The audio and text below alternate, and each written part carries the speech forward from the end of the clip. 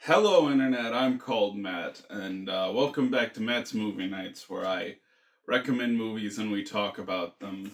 Last time we did a triple feature of films from the legendary Dario Argento. I don't believe we've watched an Argento film on this show before, which is odd. Like it's odd that it has taken so long to get to an Argento film. I'm actually kind of skeptical about showing that cover.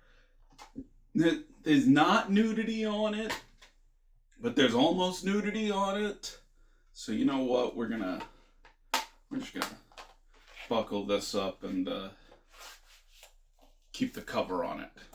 Can it stand up like that? Okay, yeah, it can stand up like that. Dario, to start us off, we have Dario Argento's Bird with the Crystal Plumage. One of his earliest films, maybe even his first film? I cannot confirm or deny that, but I believe it's his first film. If not his first film, it is at least one of his very first films. So, in this film, an American writer happens to be walking down the street at night when he sees in one of the buildings someone getting murdered. And from there, he sort of takes it upon himself to try to solve the murder. Not really sure why, but that's like a common theme in Giallo. We'll see it again in one of these later films. It's like, oh, I witnessed a murder, therefore I have to solve the murder, which is not how that works, but okay. And meanwhile, this killer is going around slashing up women. He's killed two, or I should say they, because we don't know what gender the killer is. Spoiler alert, the killer's a woman. Killer's already slashed up two women before the one he is witness to, and then kills a few more people after that. Weirdly, the first three are women, but after that, there's like a few men he kills or she kills, and it's kind of like it was just sort of a coincidence that it was women the first few times. I'm just out for blood, you know? Like, I wasn't just trying to kill women. I wasn't trying to just kill women. Just the first three victims I got to were women. It's a good movie. I would say it is one of the more accessible giallo. I think if you want to get into the genre, this might be a good starting point. Because it is a fairly straightforward mystery. More than a lot of giallo are.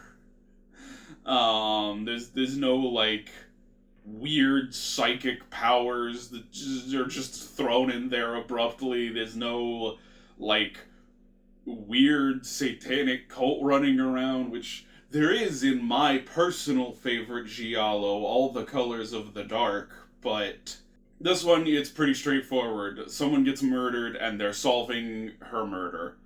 I will say the kills are a little weak, and part of that I'm willing to chalk up to the fact that this was Dario Argento's first film.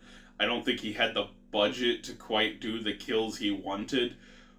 But there's one that's just like, okay, no, this is bad. Because it's like, shot of a woman screaming covered in blood, and guy holding a knife just kind of going... And it just keeps cutting back and forth between the woman screaming and the guy waving the knife back and forth. And then finally it like cuts off to the side and you see blood splatter. And it's like, that was bad. That was a bad scene. Now, apart from the kills, this is a beautiful movie. Dario Argento has a good eye. The cinematography in his films are always great. The cinematography in Giallo tend to be pretty good, but especially in the films of Dario Argento, he really knew how to frame a shot. He's a great director. He had a good cinematographer. I wonder if he had the same cinematographer for all these. But Dario Argento's films have a very good sense of visual style. Oscar-winning cinematographer Vittorio Storaro. Hope I'm saying that right. So there you have it. He's won Oscars for his cinematography. Probably not on an Argento film. I don't think any Argento films have even been up for an Oscar. It seems kind of outside the Oscars wheelhouse, but he's won an Oscar for something. And of course, it's an Italian film, so Ennio Morricone did the soundtrack. That's another thing Dario Argento films always have is a killer soundtrack. And this is no exception. This is one of the best soundtracks. Maybe not as good as Suspiria, but one of Argento's best soundtracks. You will notice that for my Argento triple feature, I did not pick Suspiria. I am actually not a huge fan of Suspiria. I would like to rewatch it, certainly, but it's been a little while since I've seen it, and I remember not particularly enjoying it. Not even that, not particularly. I was like, okay, well, this is like, it's nice visually, but I don't know, it doesn't do a whole lot for me. Maybe it would on a second viewing. Maybe if I knew more what I was getting into, I'd enjoy it more. I did love the remake. The remake was amazing. But honestly, I probably like Bird with the Crystal Plumage better than Suspiria. I like all three of tonight's films better than Suspiria. Yeah, Bird with the Crystal Plumage. Really good movie. Probably a good entry point if you're looking to get into Giallo. Unless you're in it for the gore, in which case, yeah, this is one where the gore is kind of lacking. If you're in it for the gore, maybe start with like Bay of Blood. A Bay of Blood is a good movie. Alternatively titled Twitch of the Death Nerve. We talked about it like 2 years back for Banned Films Week. Incidentally, it is Banned Films Week right now, and I didn't make any videos for it. I'm like, I have no video ideas for Banned Films Week. And even if I did, I don't really have the time to make them, so I just kind of quietly didn't do Banned Films Week this year. It'll be back. It'll be back for sure. But this year, I'm like, okay, we're gonna take a year off from Banned Films Week because I don't have that much content. After that, we've got a film that makes you want to go doo doo doo doo doo. Just saying its title, it's Phenomena. This is like as straightforward with a giallo as they come. You've got, popular American actors. You got Jennifer Connolly in there as the lead, famous of course for Labyrinth. Which Labyrinth I think came out like a year after this, but she was decently well known when this came out. Probably especially when it came out in America. Because I'm sure it did not come out in America. I'm sure it came out in America after Labyrinth. It's also got Donald Pleasance in there. He shows up in a lot of Italian horror films. You may recall he appeared in the music one, Paganini Horror. Paganini Horror has Donald Pleasance, another Italian horror film. And so you've got the popular American actors. You've got weird psychic powers. In this case, Jennifer Connelly's character can control insects. So that's a unique take on the weird psychic abilities, at least. But she can control insects. She can talk to insects. And that sort of helps her solve this mystery because she asks like some flies where dead bodies are. So it's an interesting power. But that is sort of a cliche of the giallo genre. Is like some character will just have psychic powers, and of course you've got the murder mystery. What you also get with this film is Donald Pleasance's monkey butler.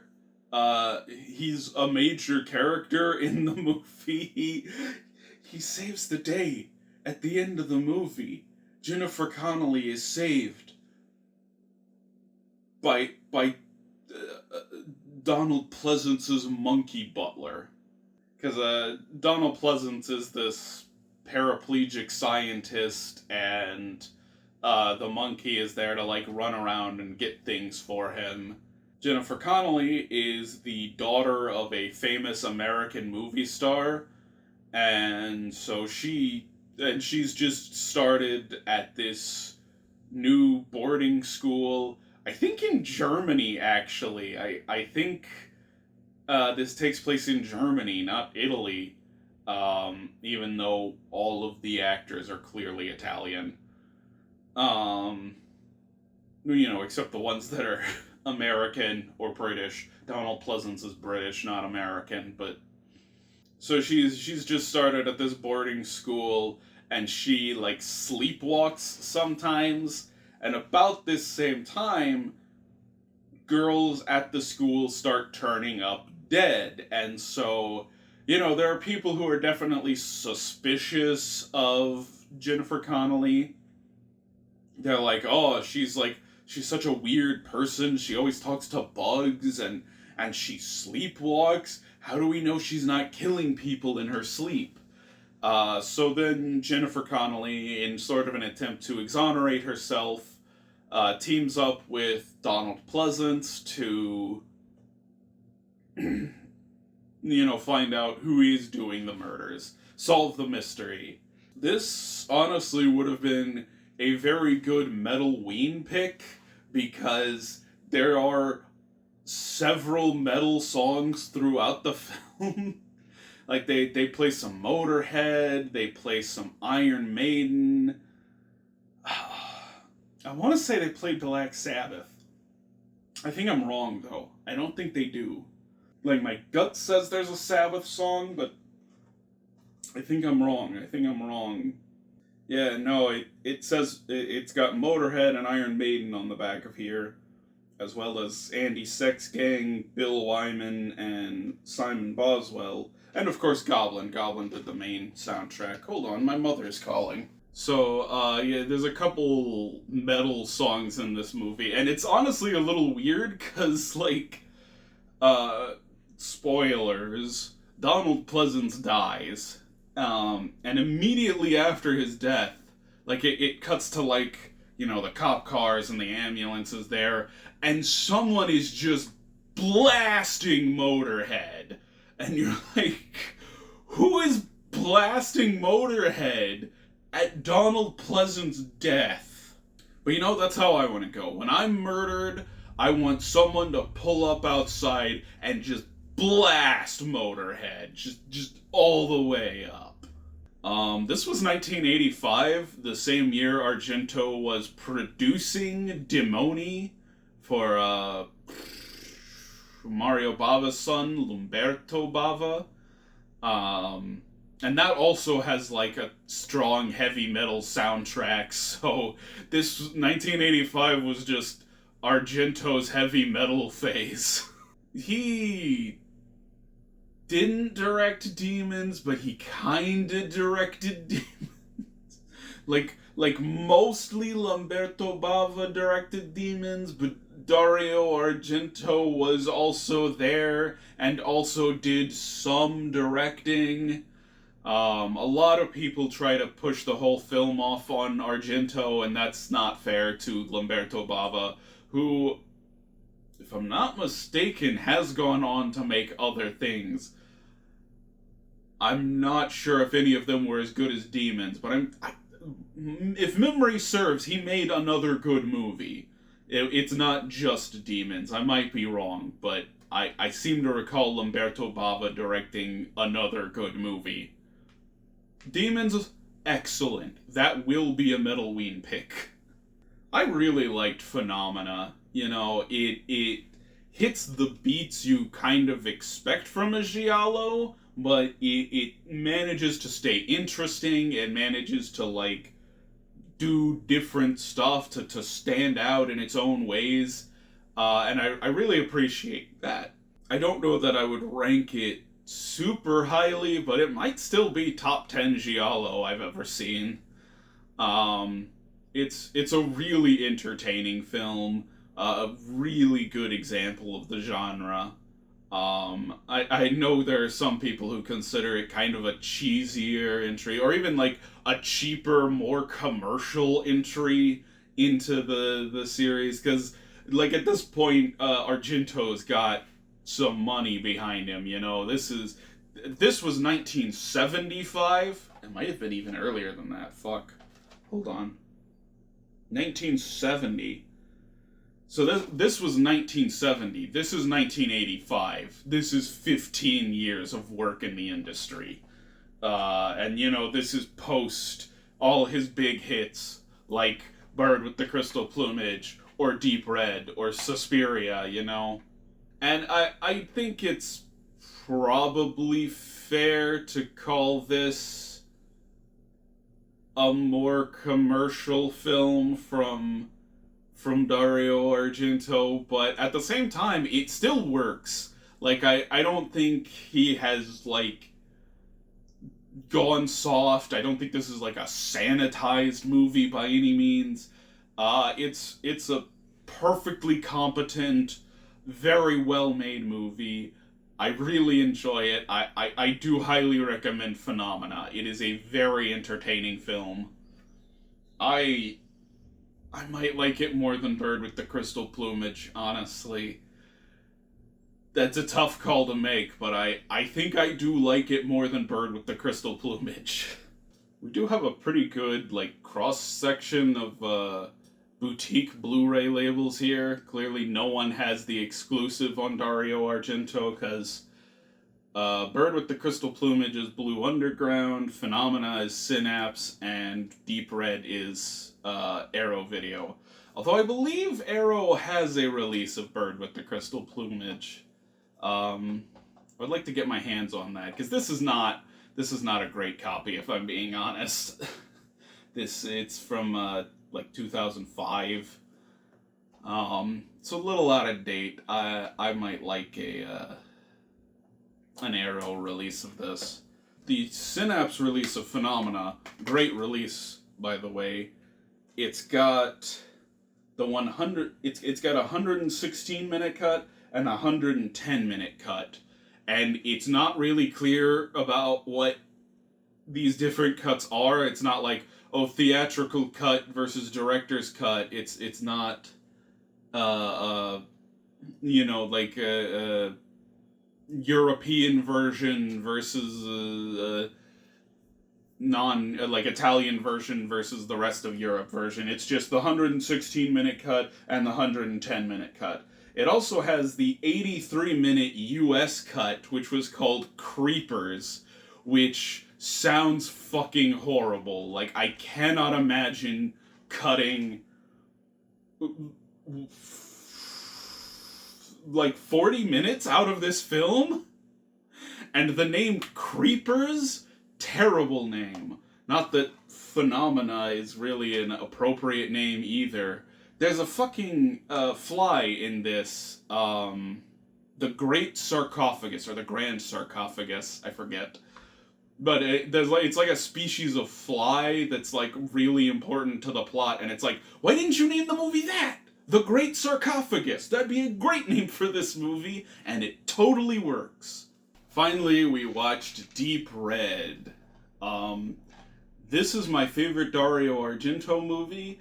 It's also the one I have the hardest time following.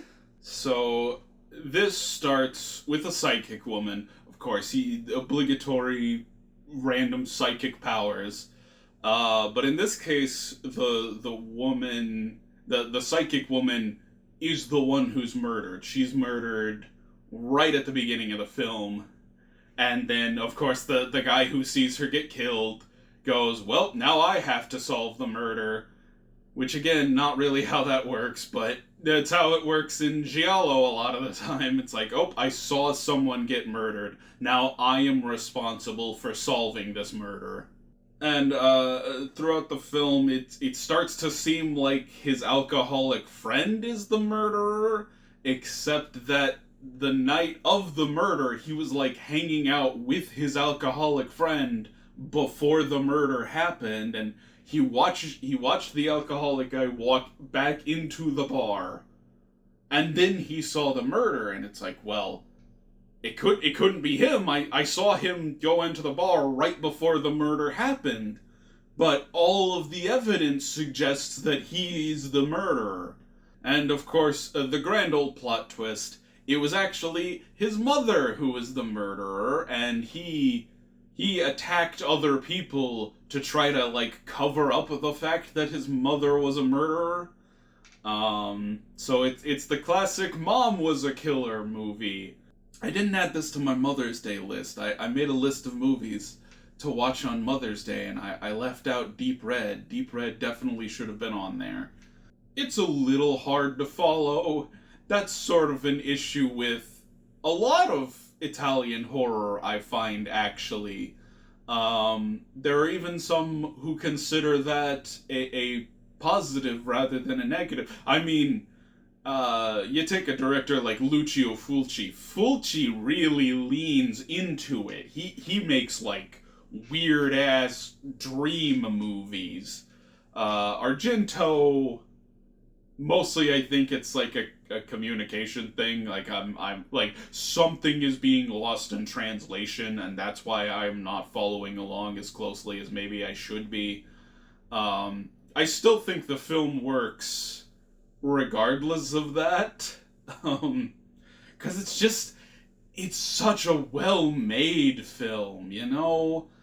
The cinematography's great, the kills are great, there's a lot of, like, weird, creepy sequences that really work in this film. It's a good fucking movie. This is my favorite Argento film. I don't know if I said that already. This is my favorite Argento film. It stars David Hemmings, who you might know from Blow Up, the, like, 60s photographer movie.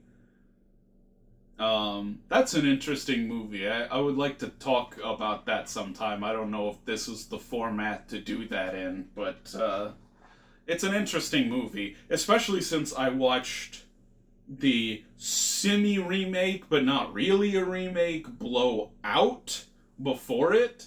So I expected Blow Up to be more like Blow Out, because I'm like, yeah, okay, Blow Out is this, like, pretty straightforward crime mystery thing, and Blow Up is not that at all. Like,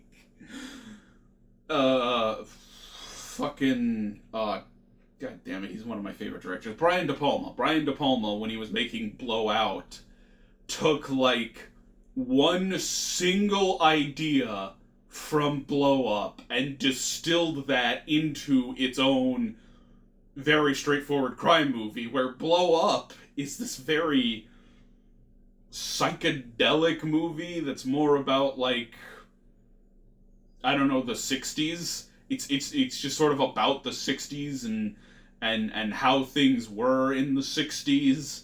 And like the crime element is a very small part of it. Where Blow Out, that's the whole movie. So he took a very small thing from Blow Up and turned that into a whole movie. And I did not know that going into Blow Up, and I'm like, what in the fuck is this? This is not like Blow Out at all. That's my pointless blow up tangent. Back to Deep Red. Probably top 5 Giallo, maybe even top 3. I know 1 and 2 are All the Colors of the Dark and A Bay of Blood. That's 1 and 2. Deep Red might be 3. I would have to think about it. Because I feel like maybe there's a Fulci film I should put above that. Cause deep within my bones, there's a part of me that wants to be like, nah, Fulci was way better than Argento. Not way better. Fulci was better than Argento, but I might be wrong about that. Cause there are definitely some Fulci films I was not that interested in. Whereas Argento, I have liked most of his films. I think when Fulci hits, he hits better than Argento ever does, but I think Argento is a more consistent director. But certainly up there in terms of giallo. Honestly, I was saying like if you want a good entry point, Bird with the Crystal Plumage, good entry point. Deep Red might be a better one. Um, Although, here's the thing, I'm sort of suggesting Bird with the Crystal Plumage because I'm like, okay, this is a very decent film. Uh, but like it's a good starting point, but it gets better from there. And if you start with Deep Red, it doesn't get much better than Deep Red. And maybe you should, maybe it's best to start with the better movie. So you go, okay, this is like the best of what the genre has to offer. Let's see what else is going on. Whereas Bird with the Crystal Plumage is sort of a look at what the genre is more than what it could be. Right, this is the highest potential of giallo. Bird with the Crystal Plumage is sort of a generic giallo. It's a good one. It's a very competently made giallo, but it's pretty standard. You know, it's what you expect. This is some of the best shit. It is also, I believe, the first 4K Ultra HD Blu-ray I have featured on the show. Maybe I'm wrong, maybe I'm forgetting one, but I believe this is the first one. And look at this, it only comes with the HD Blu-ray. That's wild. Every other HD Blu-ray I have came with uh like a regular Blu-ray as well. This is only the HD Blu-ray disc. I only have the 4K release of this because it was like on sale at Barnes and Noble, and I'm like, and they didn't have it just like on normal Blu-ray, and I'm like, I, because I knew I was gonna talk about this for movie nights, and I'm like, I have an HD Blu-ray player. We'll get the HD Blu-ray version of it. I should maybe give a shout out to one of my mom's neighbors for this Blu-ray of Phenomena because she was getting rid of like a bunch of old DVDs, and she's like, you can take as many of these as you want. And I took a few that I wanted like for my collection, but then I came back later because she was just planning on throwing them away. And I'm like, well, don't throw them away. I can use these. So I came back later, like before the trash came, took a bunch of the DVDs, went and sold them and traded them in for this. It was like 15 DVDs. And all I got was one Blu-ray for it. Granted, you know, it was a bunch of really cheap generic DVDs. I didn't expect to get much money for them, but altogether they bought me Phenomena. So shout out to my parents' neighbors who got me this copy of Phenomena for free. Deep Red, excellent movie. Argento's best, in my opinion. Although I haven't seen all of his films, but I've certainly seen a lot. I've seen, I think, like the well-regarded ones. Like that's why I picked Phenomena for this, because it's one of the few like well-regarded Argento films I hadn't seen. I've seen most of the good Argento films. Maybe there's one or two I haven't seen that I would like, but I haven't seen Opera. I've heard Opera is pretty good. Deep Red, best of what I've seen. So last time I obviously asked what your favorite Dario Argento film is. I already said mine is Deep Red. John Cleveland chimed in with a few. Number 1, Suspiria. Number 2, Deep Red. Number 3, Bird with the Crystal Plumage. Number 4, Phenomena. And number 5, The Cat o' Nine Tails. I still need to see a few of his other films that I'm told I would enjoy, such as Tenebrae, Inferno, and Opera. Dracula 3D is hilariously bad and a fun movie to riff with friends. I've not seen his Dracula film, but I very much want to. Um, I haven't seen Opera either. I said that just a second ago. Tenebrae is really good. Inferno is trippy as fuck. It's not it's not really a good movie, but it is a good it's a good movie to watch when you're high. I'll put it that way. It's a good movie to watch when you're high. As for your list here, like I said earlier, I'm not the biggest Suspiria fan. And I would probably swap Cat o' Nine Tails out with Tenebrae. I also might put Phenomena above Bird with the Crystal Plumage.